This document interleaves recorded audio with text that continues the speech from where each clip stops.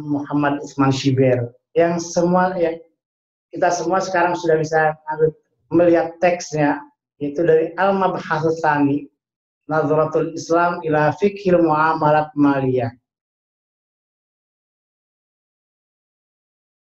Pandangan Islam terhadap fikih muamalah maliyah.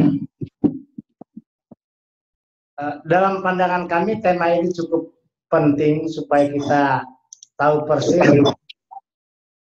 karakteristik fikih muamalat, dan tentu kalau mengetahui fikih muamalat atau karakteristik ini, kita juga akan melihat perbedaan antara fikih muamalat atau karakteristik fikih muamalat dengan fikih yang lain.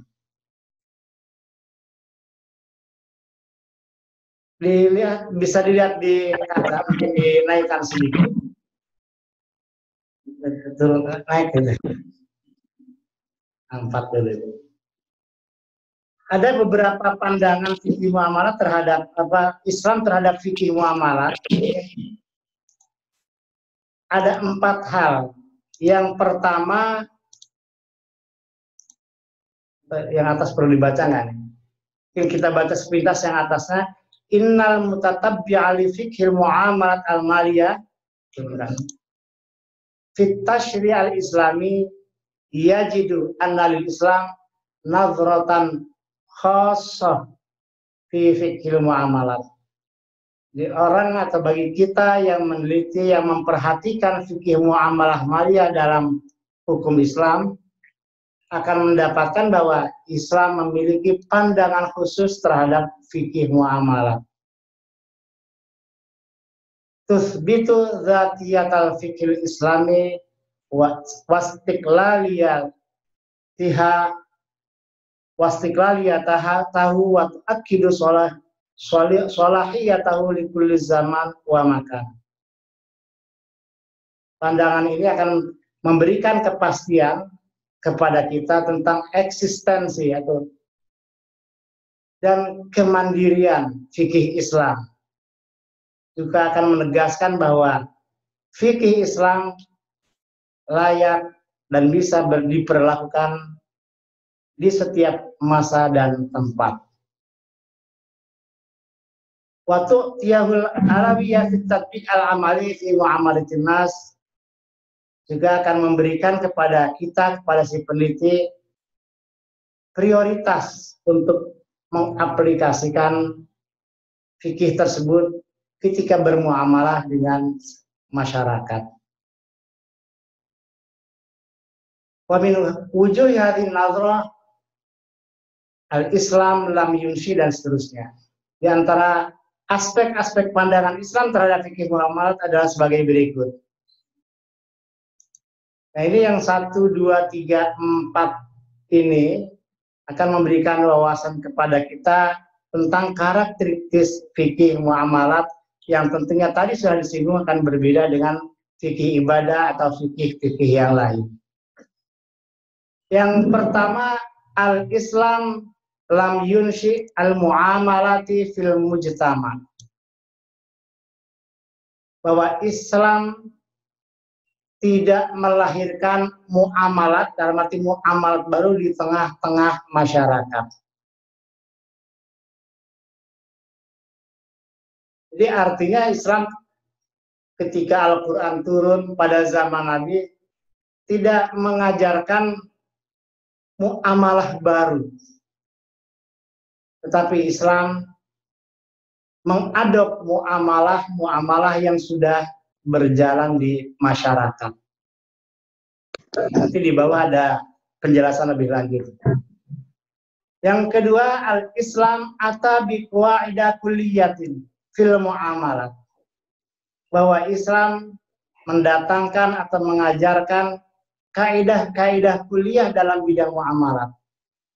Jadi dalam bidang muamalat, Al-Quran maupun hadis hanya memberikan aturan-aturan yang bersifat umum.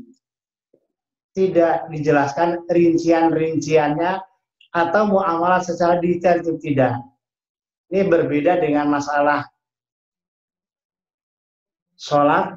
Kalau sholat dari mulai takbir sampai salam itu Nabi menjelaskan secara detail. Bagaimana prakteknya itu harus dilakukan seperti apa, itu dijelaskan dalam bidang ibadah. Tetapi di bidang muamalat cukup hanya kaidah-kaidah kuliah. Yang ketiga, al-Islam rabatul muamalati bikullin minal aqidah wa akhlak. Islam mengaitkan muamalat dengan akidah dan akhlak. Ketika mengatur atau memberikan kaidah-kaidah kuliah dalam bidang muamalat, tidak hanya semata-mata bicara muamalat sah atau tidak sah, tetapi dikaitkan dengan akidah dan akhlak. Yang keempat, al-Islam rabatul muamalat bimaqasidis syariah. Islam mengaitkan muamalat dengan maqasidis syariah. Coba kita lanjutkan, di bawah ada penjelasan untuk keempat hal tadi secara gamblang. Nah, yang pertama, al-Islam lam yunshil muamalat fil mujtama. Islam tidak menumbuhkan, tidak mengajarkan muamalat baru di tengah-tengah masyarakat. Ini sekalian untuk yang mungkin sekalian baca teks Arabnya, dibacakan aja. Itu ada yang siap membacakan? Santri-santri yang di sini, nggak ada. Al-Islam lam yunshi su'at tabadul fil amwal bainan nas. Islam tidak mendatangkan, tidak menumbuhkan. Arti yunshi itu arti pertamanya menumbuhkan, artinya tidak mengajarkan bentuk-bentuk pertukaran harta di kalangan manusia, di masyarakat. Jadi dalam Al-Quran, dalam hadis tidak terdapat keterangan atau penjelasan bagaimana kita melakukan pertukaran atau transaksi yang harus dilakukan. Itu tidak. Jadi harus seperti ini bentuknya secara rinci, itu tidak. Walakinnahu ja'a ilal mujtama'il arabi fi shibhil jazirah al-arabiyah fawajada suwaran minal muamalah. Akan tetapi Islam datang ke tengah-tengah masyarakat Arab, di Jazirah Arab dan sekitarnya tentunya, dan Islam mendapatkan sudah ada di kalangan masyarakat bentuk-bentuk muamalah maliyah. Jadi ketika Nabi lahir, apalagi ketika Nabi membawa risalah, Nabi sudah mendapatkan, atau di kalangan masyarakat Arab sudah terbentuk bentuk-bentuk transaksi, bentuk-bentuk perdagangan, bentuk-bentuk muamalah itu sudah berjalan. Ada yang namanya nanti mudoroba, ada jual beli, ada transaksi riba, ada maisir, itu sudah ada semua di kalangan masyarakat Arab pada zaman itu. Idh kana al-arabu ka'i ummatin aw mujtama'in lahum hayatan ijtima'iyah madaniyatun zatur tibatatin siyasiyah wasilatin iktisadiyah wa ta'aqudatin madaniyah wa muamalatin maliyah biqadri ma da'at ilaihi halatuhum al-ijtima'iyah wa kayanuhum al-bidahi. Karena kenapa Islam menemukan bahwa di kalangan masyarakat sudah ada praktek-praktek muamalah, karena bangsa Arab sebagaimana umat-umat atau masyarakat yang lain telah memiliki kehidupan sosial yang memiliki keterkaitan baik di irtibatin sia-sia yang sudah memiliki hubungan politik, hubungan ekonomi, transaksi yang bersifat madani itu apa? Perdata, transaksi keperdataan serta muamalah maliyah. Biqadri tentu saja sesuai dengan kondisi dan keberadaan masyarakat yang pada taraf itu. Fakanu yatahalafun wa yatabaya'un wa yatadayanun wa yu'ajjirun. Oleh karena itu masyarakat Arab, sekali lagi ketika Islam datang, sudah biasa melakukan tahalafun, saling sumpah setia. Wa yatabaya'un, mereka sudah melakukan transaksi jual beli. Wa yatadayanun, mereka juga sudah melakukan transaksi utang piutang. Wa yu'ajjirun, mereka juga sudah biasa memberikan jasa-jasa penyewaan. Wa yarhanun, juga melakukan gade. Wa yatajirun, juga melakukan perdagangan. Wa kanu fi jami'i muamalatihim wa uqudihim wa ittifaqatihim yasduruna an iradatihim khadiina li a'rafin wa adatin jariyah bainahum. Tentu mereka dalam segala kegiatan-kegiatan muamalah, segala akad yang mereka lakukan, juga kesepakatan-kesepakatan yang mereka lakukan, timbul dari kehendak atau kemauan atau kesepakatan mereka yang tunduk pada kebiasaan dan tradisi yang berlaku di antara mereka. Jadi paragraf ini memberikan wawasan kepada kita, pertama bahwa Islam tidak mengajarkan muamalah. Kenapa? Karena ketika Islam datang di kalangan masyarakat, yang walaupun itu boleh dikatakan masyarakat masih masyarakat yang sederhana, tanda kutip bisa dikatakan primitif, mungkin tanda kutip ya. Mereka sudah memiliki tradisi-tradisi bertransaksi. Tentu kebiasaan transaksi, muamalah yang tadi sudah disebutkan, itu bersumber dan tunduk dari uruf dan kebiasaan-kebiasaan mereka. Nah, lanjut mungkin.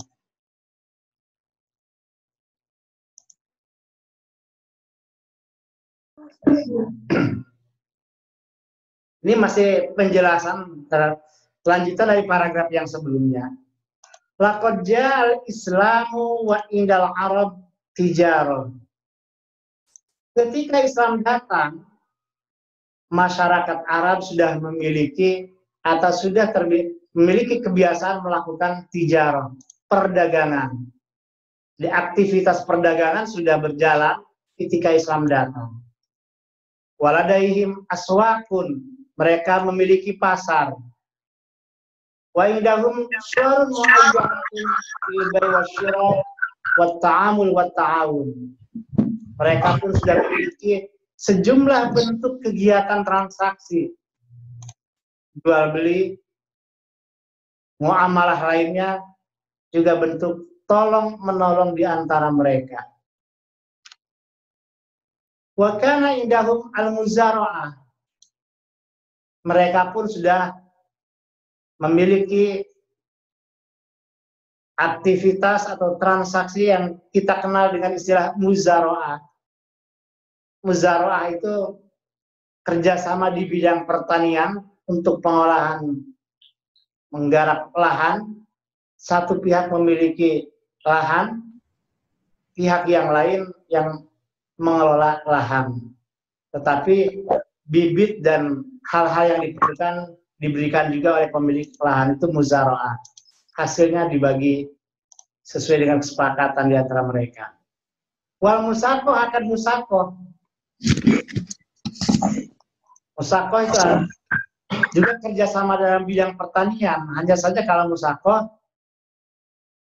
akadnya ya satu pihak sudah punya kebun, punya tanaman, tetapi tanaman ini baru bisa mendatangkan hasil, perlu perawatan, mulai dari disiram dan lain-lain. Kalau tidak dirawat, nanti tidak akan bisa mendatangkan buah atau hasil.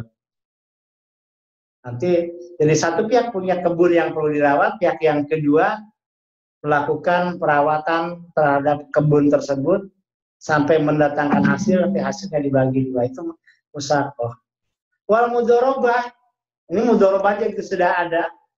mudoroba atau bahasa lainnya kirot, kerjasama dalam perdagangan. Wadoman, sudah ada doman. Bahasa lainnya doman adalah kafalah. Itu memberikan jaminan untuk kepentingan orang yang berpiutang agar piutangnya bisa tertagih. Wasyirkah dan juga akan syirkah. Kalau ada qard, akan qard, utang piutang, rahan atau gade, hibah, ariyah, ijarah, jualah, wadiah, hawalah. Ini bentuk-bentuk akad yang hampir boleh dikatakan ini semua dibahas dalam fikih muamalat. Itu sudah dilakukan oleh masyarakat Arab ketika Islam datang.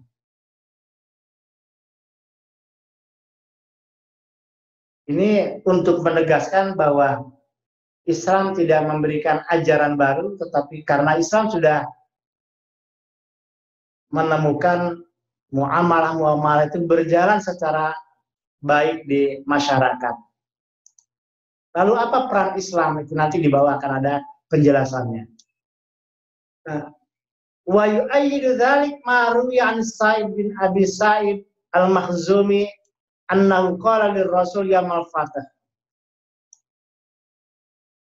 Bahwa kondisi masyarakat Arab ketika Islam datang itu seperti itu, dalam arti sudah memiliki bentuk-bentuk transaksi, itu dipertegas oleh hadis yang diriwayatkan dari Sa'id bin Abi Sa'id,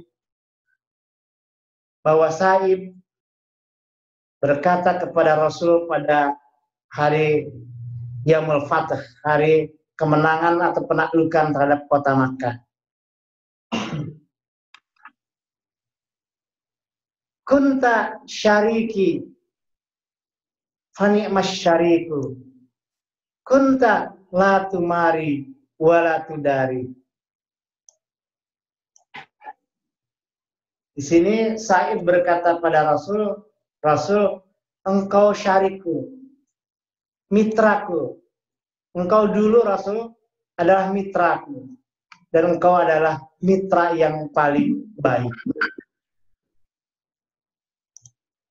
Jadi rupanya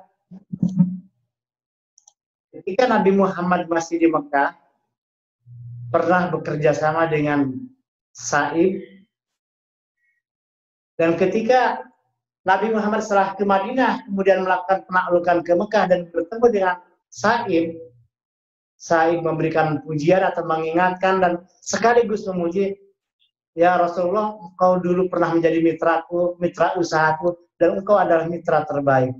Engkau tidak pernah ngajak berdebat, engkau tidak pernah berbantah-bantahan, engkau sangat santun. Di riwayat lain dikatakan, kunta syariki fil jahiliyah, bahwa engkau adalah mitraku pada masa jahiliyah. Ini perkataan Sa'id kepada Rasul. Fa wa yadullu ala anna syirka kanat sabitatan qabla Islam.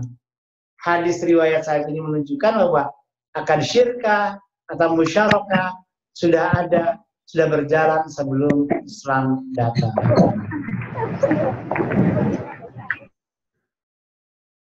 Paragraf berikutnya lagi, ini masih memperkuat kondisi ini, masih Warawa Ibnu Hashim wa huwa yatahaddatsu an zawaji Rasul bi Khadijata binti Khuwailid.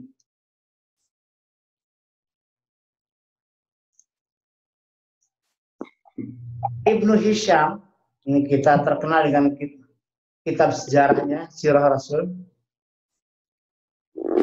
Ketika berbicara atau menceritakan perkawinan Rasul dengan Sayyidah Khadijah binti Khuwailid, Ibnu Hisham meriwayatkan sebagai berikut: wa kanat Khadijatu bintu Khuwailid imra'atan tajiratan. Khadijah binti Khuwailid adalah seorang wanita kaya, pedagang, saudagar. Zata syarafin wa malin, yang memiliki kemuliaan dan memiliki harta. Jadi punya kedudukan yang mulia di kalangan masyarakat, juga memiliki harta. Itu Khadijah. Tastajiru ar-rijal fi maliha. Fatudaribuhum iya bisyai'in taj'aluhu lahum. Khadijah sudah biasa mempekerjakan orang untuk memutar atau untuk memperniagakan harta kekayaannya, menyewa orang, bahkan bukan hanya menyewa, terkadang juga Sayyidah Khadijah memberikan atau melakukan akad mudharabah dengan mereka, syai'in taj'aluhu lahu, tentu dengan imbalan atau bagi hasil yang diberikan kepada mereka. Jadi ini menunjukkan ketika Nabi Muhammad belum jadi nabi pun, Khadijah yang kelak menjadi istri Rasul. Khadijah adalah orang kaya, sudah biasa melakukan kegiatan usaha, baik usahanya sendiri maupun usaha dengan mengajak kerjasama dengan pihak lain. Ada yang bersifatnya kerjasama, ada juga yang mengangkat pekerja-pekerja untuk memperniagakan harta Khadijah. Berikutnya Wa'an bin Abbas qala qadiman Nabi wa hum yusrifun fit tamar as-sanatain wa salas. Faqala man aslafa fi syai'in fa fi kairin ma'lumin wa waznin ma'lumin ila ajalin ma'lumin. Nah, kalau tadi cerita sahib di atas itu menjelaskan kondisi masyarakat Makkah, maka ini riwayat Ibnu Abbas menjelaskan kondisi masyarakat Madinah. Jadi kata Ibnu Abbas, ketika Nabi datang ke Madinah, Nabi datang maksudnya datang ke Madinah, masyarakat Madinah sudah terbiasa melakukan akad salaf. Salaf itu salam untuk kurma. Membeli kurma, tapi pada saat akad jual beli kurma tadi, kurmanya belum ada. Tapi cara salamnya itu untuk 2 tahun atau 3 tahun. Jadi misalnya orang yang mau beli, saya beli semua hasil panen kamu selama 2 tahun atau selama 3 tahun dengan harga sekian. Itu kebiasaan salam yang dilakukan oleh masyarakat Madinah ketika Nabi datang ke Madinah. Nah, kalau lihat ini, dalam konteks ini, Nabi melihat bahwa praktek salam yang dilakukan oleh masyarakat Madinah itu tidak ada hal yang berpotensi merugikan salah satu pihak. Itu karena apa? Karena si pembeli hanya membeli hasil selama 2 tahun atau 3 tahun dan langsung dibayar saat itu. Nah, bagaimana kalau tidak hasil? Nah, tentu si pembeli akan rugi. Atau sebaliknya, kalau hasilnya banyak sekali, si petani akan merasa untung, si petani akan merasa rugi, dan si pembeli merasa untung. Oleh karena itu, karena transaksi yang dilakukan oleh masyarakat Madinah berpotensi ada gharar, ada yang menimbulkan kerugian, maka Nabi memberikan batasan-batasan dan arahan. Man aslafa fi syai'in, siapa saja yang melakukan salaf, membeli sesuatu secara salam, melakukanlah salam itu dalam takaran yang diketahui, juga dalam timbangan yang diketahui, sampai jangka waktu penyerahan yang diketahui juga. Di salam yang diajarkan oleh Nabi supaya jelas, jadi bukan lagi membeli hasil panen selama 2 tahun, tetapi kalau mau salam, membeli, kalau bahasa sekarang 1 kilo, 1 kuintal, 2 kuintal, harganya sekian. Jadi yang jadi hak dan kewajiban bagi para pihak adalah kurma atau makanan yang sudah jelas timbangannya. Jadi si pembeli sudah punya kepastian, punya haknya 1 kuintal, atau 2 kuintal. Sedangkan kalau yang dilakukan oleh masyarakat Madinah saat itu, pembeli punya haknya hak hasil panen. Itu kalau panen, kalau nggak panen dia tidak akan mendapat apa-apa. Ini jadi dilihat dari sini, jika Nabi melihat praktek muamalah yang terjadi atau yang berlangsung di kalangan masyarakat itu berpotensi ada yang dirugikan, maka Nabi akan membetulkan, akan merevisi praktek masyarakat tersebut. Tapi kalau memang tidak menimbulkan kerugian, Nabi diam saja. Nabi hanya mengakui bahwa itu sudah boleh dilakukan. Seperti halnya dalam syirkah atau mudharabah. Oleh karena itu, karena syirkah atau mudharabah yang berjalan pada masa itu boleh dikatakan tidak ada yang bertentangan nanti dengan prinsip syariah yang dibawakan oleh Nabi. Nabi tidak memberikan komen atau revisi apa-apa. Kita lanjut itu. Berapa halaman?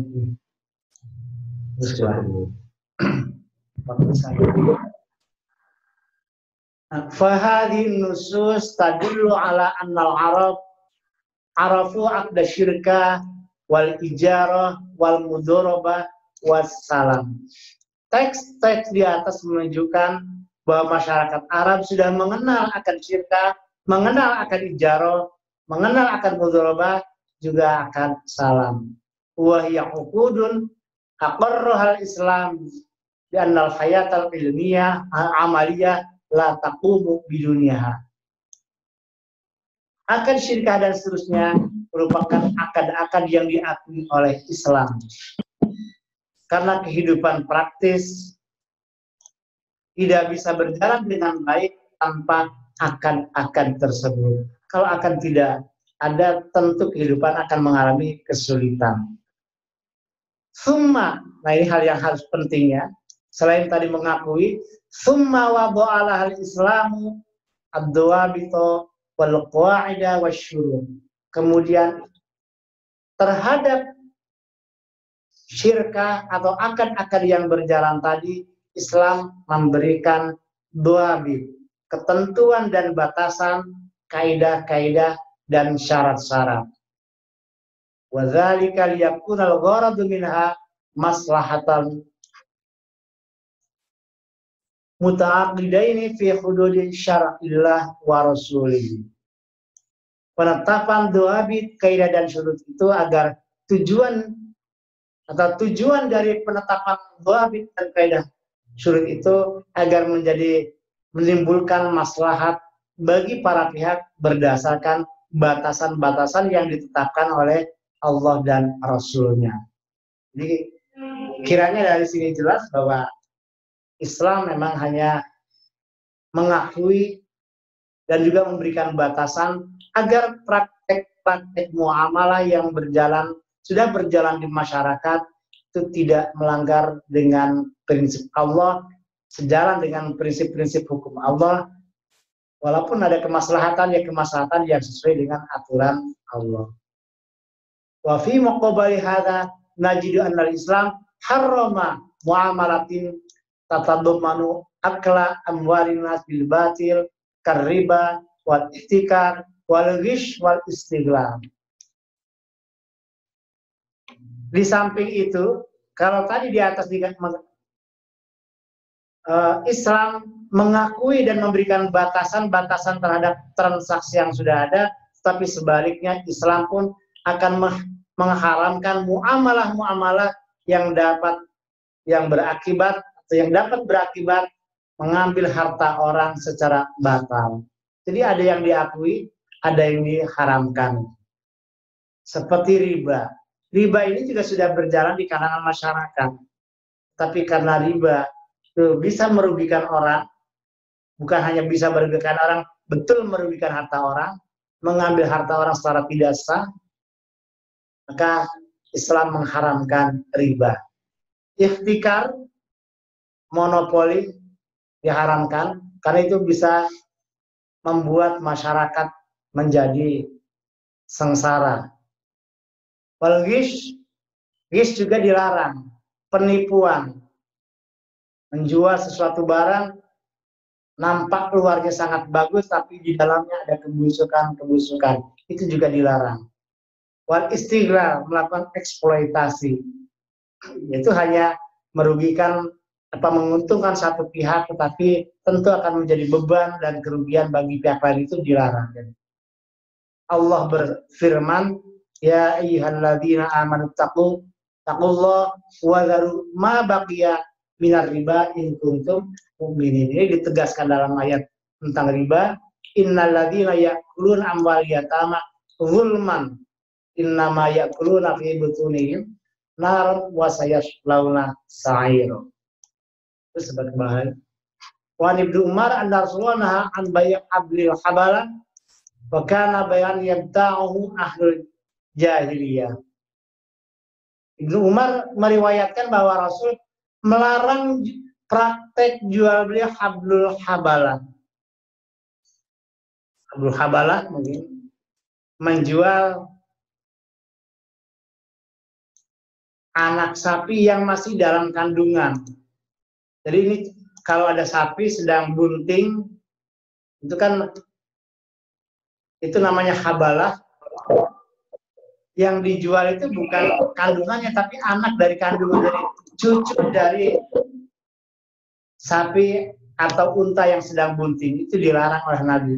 Kenapa? Karena ini pas berpotensi akan merugikan si pembeli, karena boleh jadi tidak hewan tersebut tidak lahir atau keguguran. Padahal praktek itu sudah biasa dilakukan oleh bangsa jahiliyah.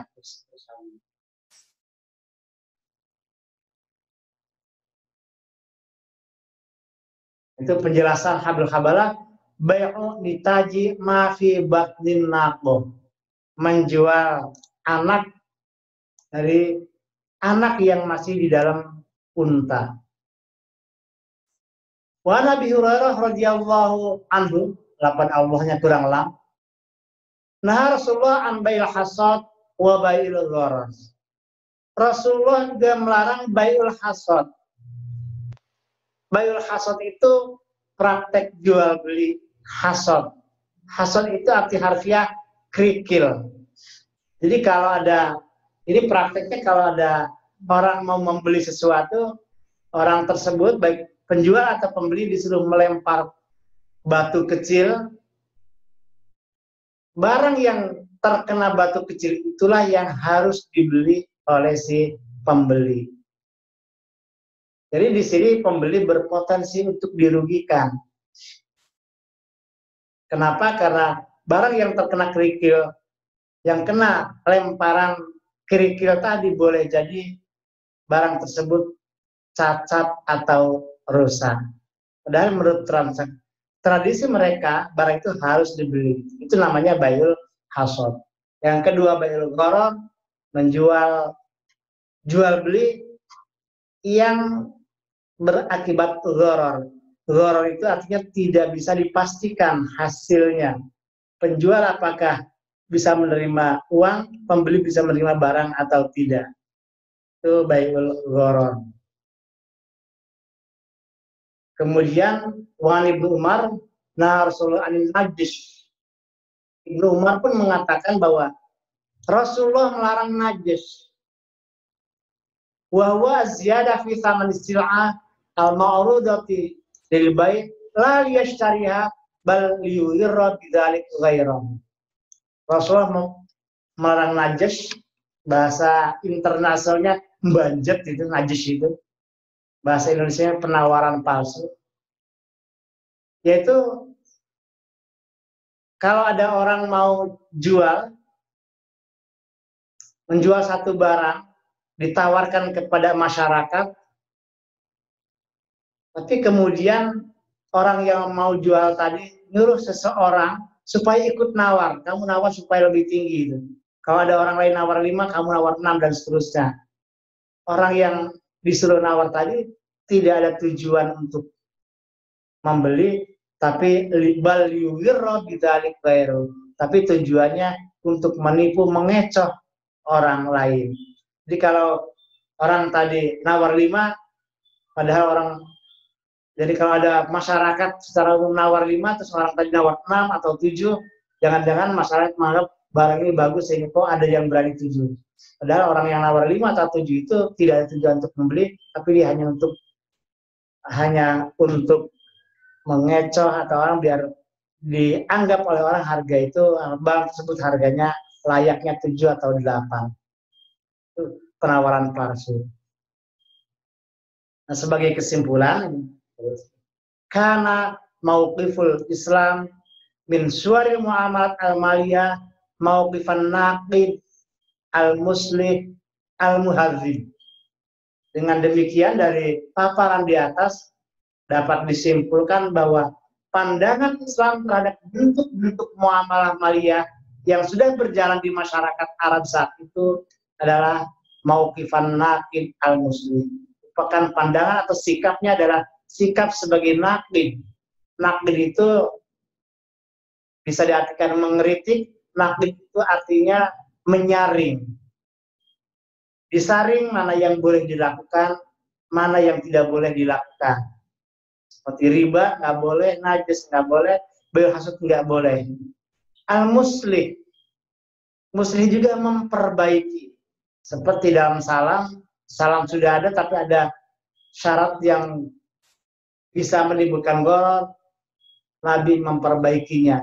Al-muhadzib juga muhadzib artinya menjernihkan, yang belum jelas dijelaskan.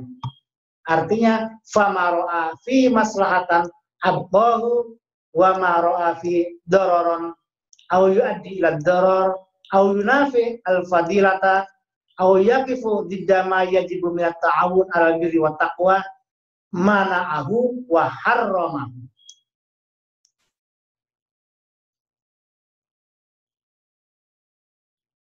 Muamalah yang dilihat oleh Nabi, oleh Islam mengandung kemaslahatan, abqahu, maka akan ditetapkan, dibiarkan berjalan. Seperti mudharabah. Tapi muamalah yang dilihat oleh Nabi mengandung doror,